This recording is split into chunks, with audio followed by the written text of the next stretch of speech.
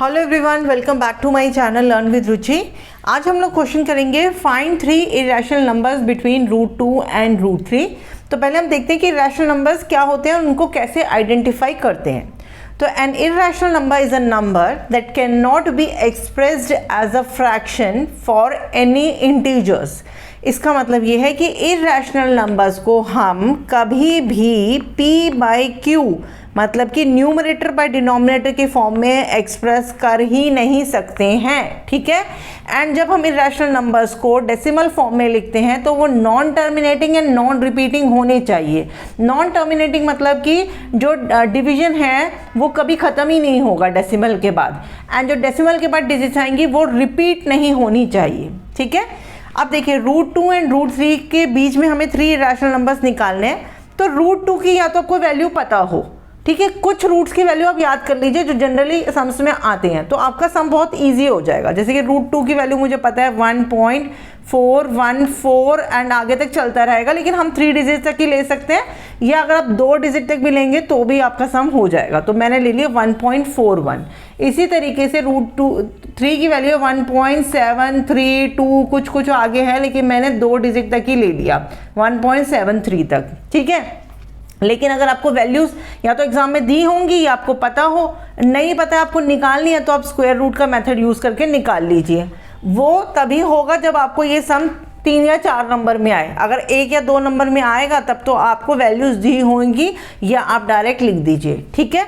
अब देखिए 1.41 है, 1.73 है, इनके बीच में 3 निकालने हैं। तो मैं एक ले लेती हूँ, देखिए 1.42 ले लो, 41 के बाद 42, आपको ये देखना है कि इनके बीच में ही आना चाहिए। अब मैंने ले लिया एक 1.56। अब मैं अगर लेती हूँ 1.8 तो वो गलत हो जाएगा, क्योंकि मेरे को 1.73 इनके बीच में ही जाना है। तो मैं 1.73 है ना, तो मैं 72 तक ले सकती हूँ, 72 ले लूँगी, ठीक है ना, तो वो भी बीच में ही आएगा।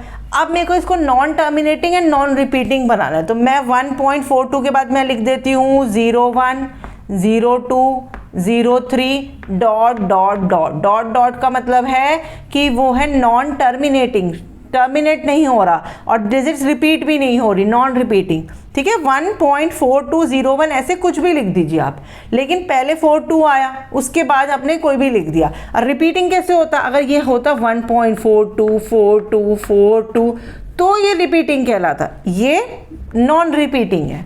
अब देखिए 56, उसके बाद लिख देंगे 556, 555, कुछ भी लिख दीजिए ऐसे, ठीक है ना, ऐसे कोई भी नंबर, लेकिन आगे का 56 है, उसके बाद वो रिपीट नहीं होना चाहिए। मैंने लिखा 56, फिर 556, फिर 555 डॉट डॉट डॉट।